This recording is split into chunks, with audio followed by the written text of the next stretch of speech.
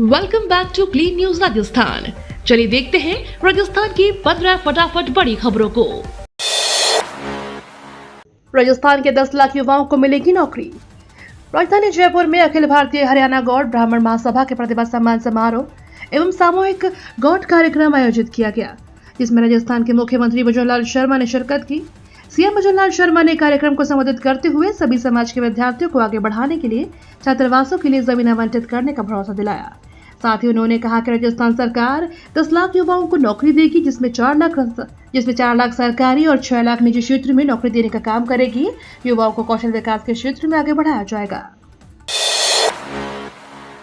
राजस्थान के इन जिलों में कम हुए सरस दूध के दाम। भीलवाड़ा जिला दुग्ध उत्पादक सहकारी संघ ने पहली बार सरस पाश्चराइज्ड दूध पैक की दरों को 2 से 5 रुपए प्रति लीटर की दर से कम किया है। डेयरी के इस निर्णय से आम उपभोक्ताओं के साथ भीलवाड़ा शहर, ग्रामीण राजसमंद जिले तथा शिवपुरी क्षेत्र के लोगों को लाभ मिलेगा। ये नई दरें आज सोमवार से लागू हो जाएगी। किरोड़ी मीणा का एक और धमाका। एसआई भर्ती परीक्षा 2021 में पेपर लीक और अन्य लापरवाही का खुलासा करने के बाद अब बीजेपी के वरिष्ठ नेता किरोड़ी लाल मीणा दूसरी बड़ी तैयारी में जुट गए हैं। किरोड़ी लाल मीणा ने कल गृह राज्य मंत्री जवाहर सिंह बेढ़म से मुलाकात की। इस दौरान उन्होंने पिछली सरकार में करोड़ों के घोटाले और गबन का आरोप लगाते हुए गृह राज्य मंत्री जवाहर सिंह बेढ़म को 10 मामलों में एक लिस्ट सौंपी, साथ ही 10 एफआईआर दर्ज करने की मांग की। सरकारी नौकरियों की परीक्षा में बड़ा बदलाव। राजस्थान कर्मचारी बोर्ड सरकारी नौकरी की भर्तियों की प्रक्रिया में बड़े बदलाव करने जा रही है, जिससे कि भर्ती परीक्षा में होने वाली गड़बड़ियों से अभ्यर्थियों को राहत मिलेगी। साथ ही लगातार होने वाले पेपर लीक के मामले भी कम होंगे। राजस्थान में होने वाली भर्ती परीक्षा में गड़बड़ियों से परेशान युवाओं को बड़ी राहत मिलने वाली है। अब कैंडिडेट्स अपनी OMR शीट भी देख पाएंगे। कर्मचारी चयन बोर्ड जल्द ही यह व्यवस्था करने वाला है। अक्सर कई कैंडिडेट आरोप लगाते थे कि उनकी OMR शीट बदल दी गई और उन्होंने कम अंक दिए।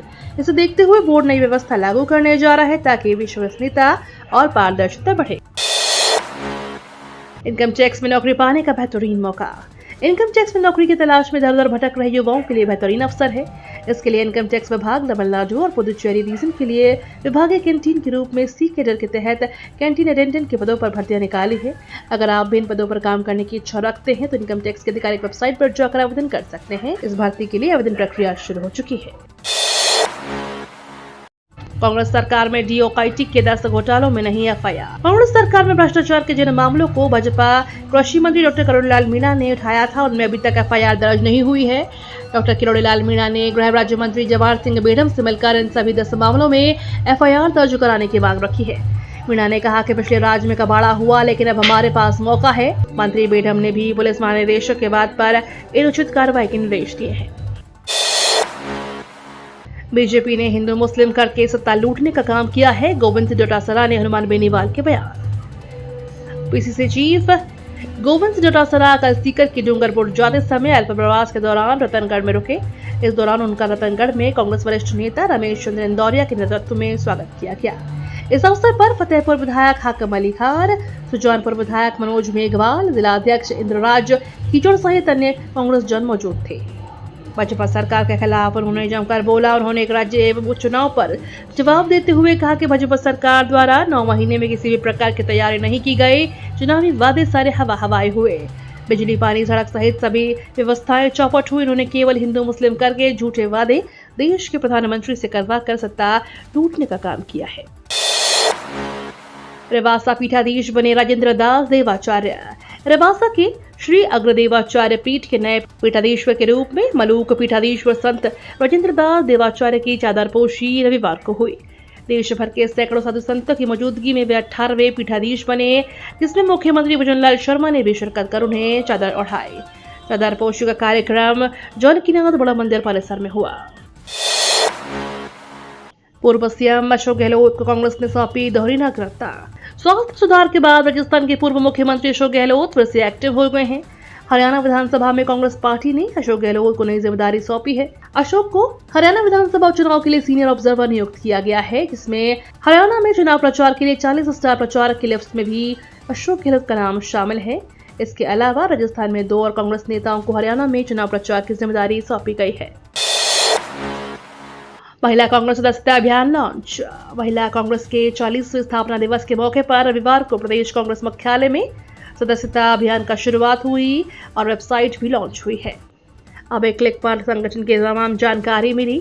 संगठन की राष्ट्रीय पर्यवेक्षक नूरी खान और प्रदेश अध्यक्ष राखी गौतम ने मेंबरशिप अभियान शुरू करते हुए राजस्थान के रिकॉर्ड सदस्य बनाने का दावा किया।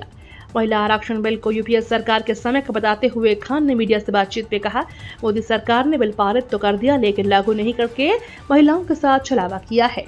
उन्होंने कहा कि भाजपा शासित राज्यों में महिलाओं के प्रति अपराधों में इजाफा हो रहा है, लेकिन केंद्र सरकार और भाजपा के नेता वहां चुप रहते हैं, जबकि गैर भाजपा शासित राज्यों में महिलाओं के मुद्दे पर राजनीति करते हैं। अचानक फिर करवट लेगा मानसून। राजस्थान में आज 16 सितंबर तक किसी भी जिले में बारिश होने की संभावना नहीं है। मौसम विभाग ने राजस्थान में 17, 18 और 19 सितंबर के लिए येलो अलर्ट जारी किया है। इस दौरान कई जिलों में हल्की से मध्यम बारिश हो सकती है। 17 सितंबर को कुछ 4 जिले अलवर, बांसवाड़ा, 12 भरतपुर में बारिश होने की संभावना है। 18 सितंबर को अलवर, बांसवाड़ा, 12 भरतपुर, दौसा, धौलपुर, चित्तौड़गढ़, बूंदी, भीलवाड़ा, डूंगरपुर, झालावाड़, करौली, प्रतापगढ़ और सवाई माधोपुर जिले में बारिश होने के आसार हैं। 19 सितंबर को अलवर, बांसवाड़ा, चित्तौड़गढ़, दौसा, 12 भरतपुर, भीलवाड़ा, बूंदी, जयपुर, झालावाड़, धौलपुर, डूंगरपुर, करौली, कोटा, प्रतापगढ़, राजसमंद और सवाई माधोपुर जिले में बारिश होने की भविष्यवाणी मौसम विभाग ने की है। पीएम आवास योजना के 32,000 लाभार्थियों को मिले स्वीकृति पत्र, पहली किश्त भी जारी। प्रधानमंत्री मोदी के योजना ग्रामीण के तहत 32,000 लाभार्थियों को स्वीकृति पत्र वितरित किए गए हैं और घरों के निर्माण के लिए 32 करोड़ रुपए की पहली किश्त जारी की। उन्होंने देश भर में पीएमएवाईजी के 46,000 लाभार्थियों को चाबियां भी सौंपी। केंद्र ने पीएमएवाईजी योजना के तहत गरीबों के लिए 1,13,400 घरों को मंजूरी दी है। नौसेना की 2 महिला अधिकारी करेंगी सागर यात्रा। भारतीय नौसेना की 2 महिला अधिकारी लेफ्टिनेंट कमांडर दिलना और लेफ्टिनेंट कमांडर रूपा इस सागर की यात्रा पर रवाना होंगी। दोनों अधिकारी INSV तारिणी के जरिए समुद्र मार्ग से पूरी दुनिया का चक्कर लगाएंगी। नौसेना के प्रवक्ता कमांडर विवेक मधवाल ने बताया कि दोनों महिला अधिकारी पिछले 3 साल से सागर परिक्रमा अभियान की तैयारी कर रही हैं। भारत को जल्द मिलने वाला है खतरनाक ड्रोन। भारत अगले महीने 31 MQ Hunter killer predator drone America से खरीदने वाला है। इस डील के लिए ड्राफ्ट तैयार हो चुका है। इसके लिए $3.9 बिलियन करीब 33,500 करोड़ रुपए खर्च होंगे। यह ड्रोन करीब 40 घंटे तक 40,000 फीट से अधिक ऊंचाई पर उड़ान भर सकता है।